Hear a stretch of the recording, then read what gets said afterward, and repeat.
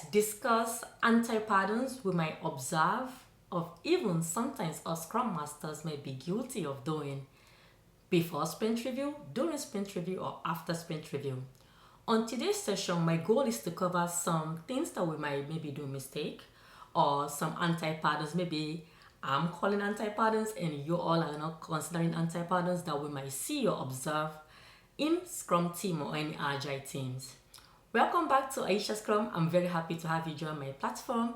And by the way, if you've been finding my content valuable, I would truly appreciate it if you like and subscribe to the channel. My goal is to get to 10,000 subscribers by next year of August, so kindly support me in this goal. Alright, so looking at my board, the first thing I have on my agenda of anti-patterns for sprint review is basically not having agenda. So what I mean by not having agenda about the sprint review is not about you not sending a regular invite without having generalized agenda. Oh, we're going to be meeting in sprint review and have discussion on how we can improve with stakeholder. So for every sprint review you schedule as a Scrum Master or you set up for the team, it's very important for you to be specific with the goal or the agenda for that particular sprint review, for that sprint that just ended, right? So the reason why it's important for you to make the agenda so specific, so the stakeholders that are coming to this meeting at least will have a clue or have an idea on what to expect when they come to this session, right? And also they start to prepare on ahead of time about things they can want to see better or things they want to know and help improve in this next sprint. So as you are present, as the teams are demonstrating what's being accomplished, it will be easier for them to be able to come up with some kind of like follow-up questions or feedback to it, which is one of the reasons why we're doing this. So when you send the sprint review invite and the agenda is generic, just like all other agenda, that's not a good practice. It's actually a good practice to be specific for each of those meetings. And by the way, if you also have a sprint review and you notice that in that sprint review there is nothing to be demoed, it's also important for you to state that in that agenda meeting invite. So the stakeholders will come in and hear like maybe different discussion or things that happen or things that prevented the team from meeting this goal, but they won't come in expecting that you are actually demonstrating something. So this agenda is very, very powerful, and if you use it right as Scrum Masters, while you collaborate with your team, it will be something that's very, very valuable for you all. So don't be that Scrum Master that will schedule a sprint review meeting invite, and at the end of it is the same sprint review invite, sprint to sprint. Because we all know that there is something unique about each sprint. And I don't think I've ever seen a sprint that's always the same for each sprint. There's always something unique or different about the sprint. And that's what makes it so beautiful about us doing Agile, right? So that's number one. So the next thing I have on my board is Scrum Master basically presenting the whole duration of the sprint review. That's an anti-pattern. A Scrum Master job is not to go to a sprint review and sit down and start giving the whole detailed summary about what happened in the sprint and all of that. That's not the purpose of sprint review. Even if you look back at the Scrum Guide, it stated that the sprint review is a working session, right? Shouldn't be about presentation. And in this session, we are hoping that the development team will drive this meeting. And the development team will also demonstrate what was accomplished, right? And if they don't have anything demoable, they can at least discuss the current state of work and what are the challenges they've been facing and what kind of feedback they will want from their stakeholder. Hopefully that can even help them with the next sprint, or if there's any blockers, right? So it's very, very important we go to this meeting without expecting that is the Scrum Master presenting the whole duration of the sprint. And I'm saying this because I know in my experience, I've been part of companies that will expect us Scrum Masters to create a PowerPoint presentation for the sprint review. Nothing wrong with that, right? Nothing wrong with you creating like a PowerPoint presentation and giving it to the stakeholders or whoever to look at what was done in the sprint or what was accomplished. So it's actually the issue here is when you now go to that meeting and you're making about the whole sprint review about that your PowerPoint presentation, right? So if your company requires that you, the Scrum Master, you have to take over the sprint review and present, it's always very important for you to educate them about the purpose of sprint review. Because sometimes they don't know, right? All they care about is that, oh, we come in here and the product owner is presenting what the objective was, and the Scrum Master is coming here and discuss what was closed in the sprint or what was not closed in the sprint. And at the end of the day, we're now waiting on the stakeholders to let us what know. No, that's not the purpose of sprint review. Even if your company do require to create any kind of slides, yes, it's fine. You can still follow the company policy, right? Give them what they want. But at the end of the day, when you go to that meeting, when you are the facilitator, you have a huge privilege for you to basically drive the meeting and call on people to present. And this is something you will do even prior to the sprint review itself, where you sync up with your development team and ask who is demonstrating what, so that can also help you for your agenda. And at the same time, that can help us all like do some kind of prep before the sprint review going to the stakeholders, right? And also letting the team know that you are going to be demoing in this session, right? I'm going to quickly summarize a minute or two about what was done in the sprints, but at the end of the day, it's all of your responsibility. This Scrum team, your responsibility to demonstrate, right? Showcase what was delivered in the sprints. And it's not something that for me to sit here and start say, oh, this person did that, or the team did this, the team did that. Okay, well, the team is right here. The team, go ahead and have conversation about what you did. So it's very, very important for me to say that we use Scrum Master going to this meeting. It's not about you to now use this about showcasing what do you think the team did, but about the team being that self-organized and self-managed to come out and speak on behalf of themselves, what was accomplished. So the next thing I have in my board is making it all about metrics, right? So I used to have this manager, right? My manager will expect us to basically, engineering manager by the way, expect us to create like a slide on metrics when we go to presenting stakeholders.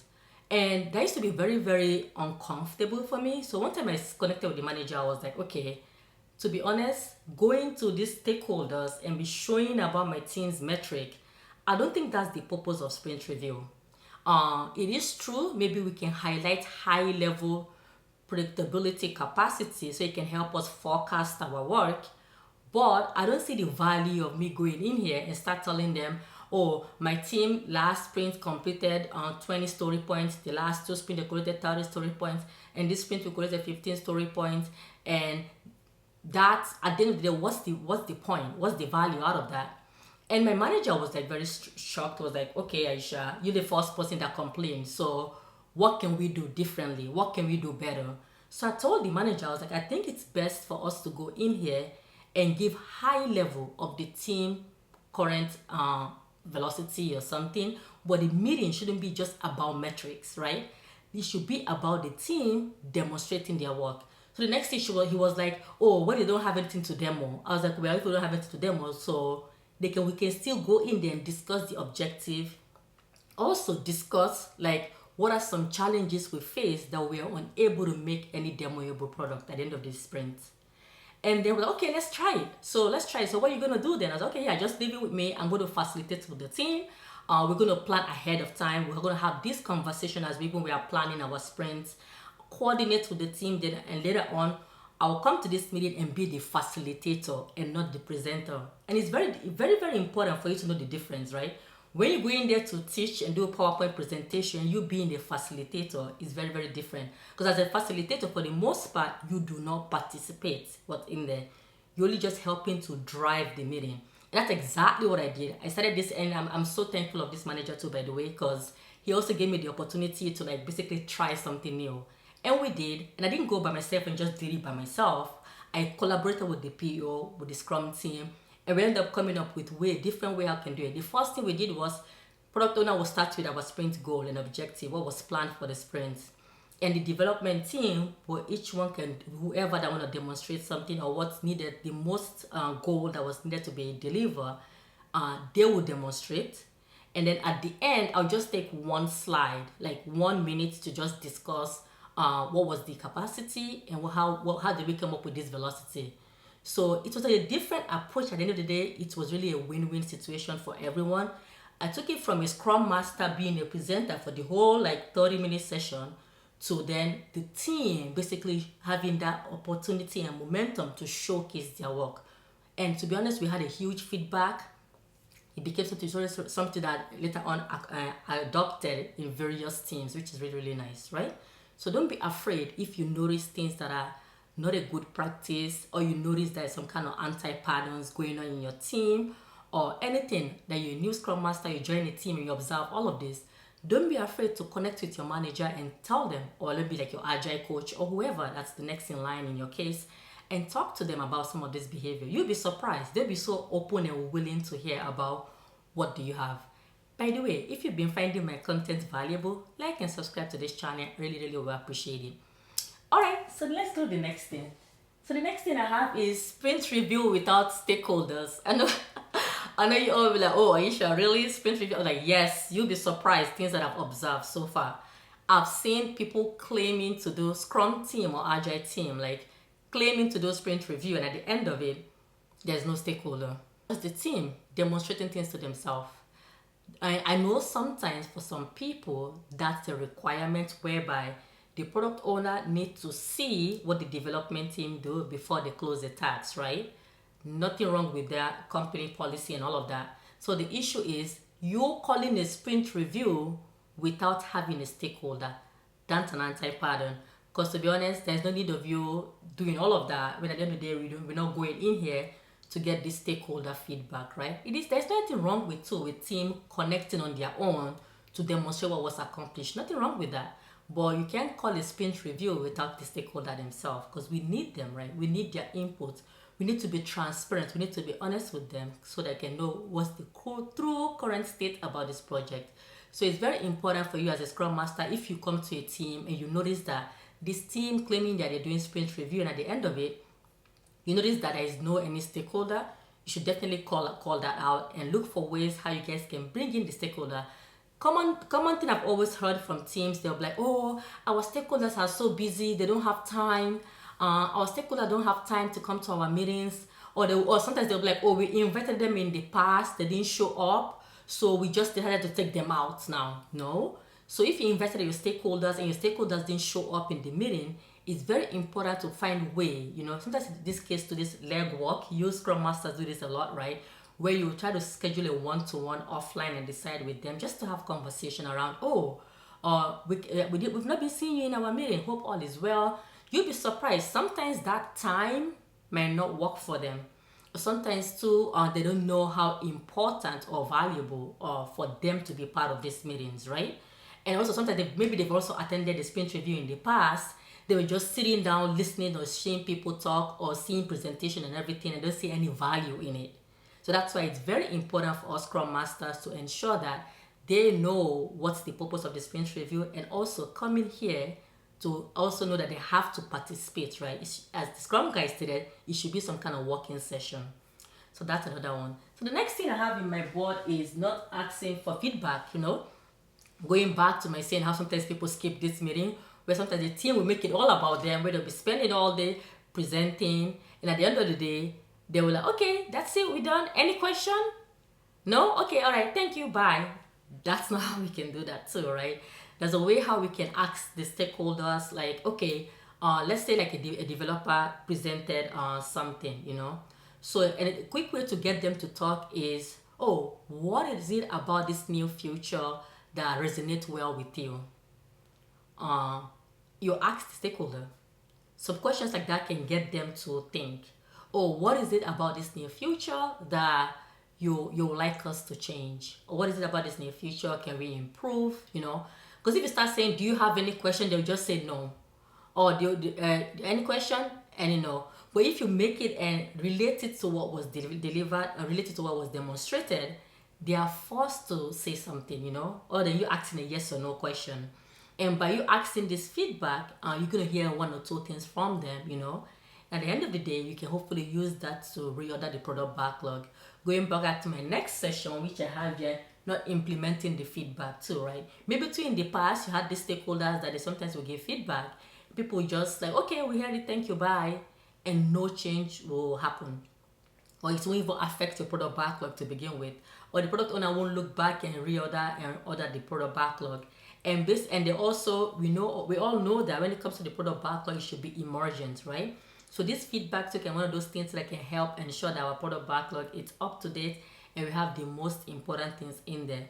So if you go into all of these sprint review meetings and you notice that it's not reflecting on what the stakeholder is saying, then that should be a problem, right? And we don't want that. So it's very important for us to see those, implement it so we can improve in our next sprint, right? So the next thing I have in my board is not respecting the time box, right? So one time I don't have a lot of story for this because I've experienced this a lot. So one time I had a stakeholder like that literally declined our meeting, right? Declined the meeting. So then I followed up. I was like, oh, by the way, so and so, I noticed that you've declined our meeting. I hope it's well. If this time doesn't work, do you want us to reschedule to what time? Right away, the stakeholder, oh, it's difficult because whenever you guys schedule for an hour, you always go beyond the hour. And I feel like we can do better way to manage the time, right? And I know sometimes we as a team, we can get so excited and want to demonstrate everything and all of that. But if you know that you schedule the meeting for 1 hour, it's very important for us to stick to the time box, right? And if we've already do our prep work, right, like the pre-sprint review prep work prior to coming to this sprint review, we can tell if we need beyond 1 hour or we need beyond or less than that. And if so, adjust the meeting invite and also let the stakeholder know. Because some of these people are very, very busy, right?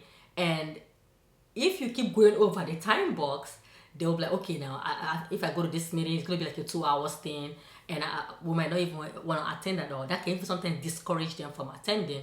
So that was something to call out on myself. Like, that's my fault because I should have also sometimes, okay, stop, okay, we are close to the time, but like calling out the time, right? As we're getting closer to all of this, as the team are presenting and all of that. So what I did was like, oh, wow, that's a very good retrospective to take on to the team and have a conversation around that, you know.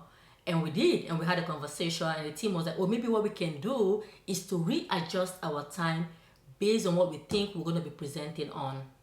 And when we did that, it was like so much more helpful. Like, let's say, for example, we have to give our sprint review on a Wednesday, right? And the sprint ends on that same Wednesday, right? So then on Monday, we meet and discuss what's going to be reviewed for Wednesday. And then for that invite on Wednesday, for that specific invite, we'll adjust the time and the agenda. So by the time the stakeholder gets read, and I'll also like memo and send them to like, oh, by the way, this sprint review is going to take this time, just for them to be able to hopefully lock it in their calendar, right? But the time box can very, very important, right? So there's a reason why to the Scrum Guy have all these different time box, but sometimes too for stakeholders, they can sometimes decline your meeting if they see that your team is not engaged and not following some of those time box, right? And I know for some of them it can be very flexible, and if that's the case, then that's it. But I know I had to learn the hard way on that one.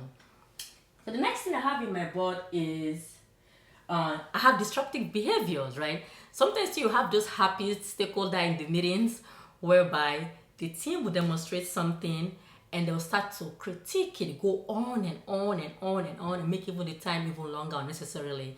If you notice that a stakeholder in a meeting that's not happy about what your team presents, always tell them we can leave that for the parking lot. Don't be afraid as that Scrum Master to interject and go in and shield your team and be like, okay, thank you for your feedback. We can further discuss after everyone goes, or we can further discuss at the end of the meeting. Anyone else willing to stay back to further discuss, we can definitely do that. Call out that disruptive behaviors, because sometimes that also can discourage people from the whole meeting, that people don't want to even attend. Even sometimes the team members themselves will start to push back and say they don't want to attend, right? As much as we want people to give feedback, nothing wrong with that, but at the same time, we have to ensure that it's done respectfully, right? And you, the Scrum Master, it's our role to interject if we see some of those behaviors and call them out and ask for things to be handled professionally. Very, very important. So the last thing I have is canceling the sprint review due to nothing to demo. This is one popular one, and this is one of the most questions asked a lot at work. Oh, Aisha, we don't have anything to demo. Should we cancel our sprint review? People, sometimes you'll find yourself this where the team members themselves will ask you a lot as a Scrum Master, oh, we have nothing to demo. Should we cancel the sprint review? The answer should always be no, right? Because to be honest, you can use that meeting to have a lot of good discussion, right? About what happened in the sprint. What challenges did we face? Are we depending on another team that they promised that they would deliver this in this time and they did not? What are some things we can do using the stakeholders in this video that can help us ensure some of those mistakes is not repeated, right? And at the same time, we are not going to this meeting calling people out and say, "Oh, it's your fault. You made us not made our goal." We're not calling or pointing fingers at all at any given point, but we are just focused on the actual problem. And hopefully, some of these things that the stakeholders too can have to step in and help with that. So don't be that Scrum team or use Scrum Master allowing your Scrum team always canceling sprint review because they have nothing to demo. I guarantee you this, there is always something to discuss. There is always something for us to address, and we can also use that meeting to even do some kind of working session. If you look at the overall backlog too and discuss, people are like, "Oh yes, we don't sprint backlog refinement." Yes, I know you've done backlog refinement, but it's still a good practice to utilize that meeting to discuss maybe any challenges. Even throughout the sprint, there must be some kind of challenges you face or any roadblocks, right? So don't not cancel sprint review.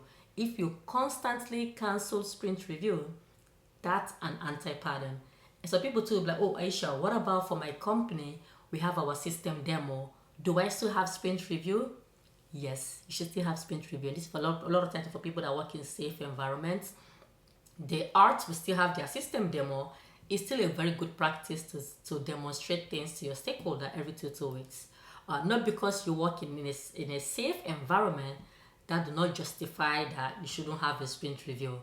Because all those incremental delivery, right? All those incremental delivery, that's what will come together at the end of the PI that will not help your team to be part of that system demo that they will do. But it's still very important for your team to still do sprint review. And don't be that Scrum team that will constantly neglect this one meeting, because this is still important, right? Even if your team do like once a month, monthly sprint, you still should do sprint review. It's very, very important. And if you're interested in mentorship, do not hesitate to email me at admin@aishascrumtech.com. And if you've been finding this content valuable, like and subscribe to this channel. I really, really appreciate it all. See you all again in my next video.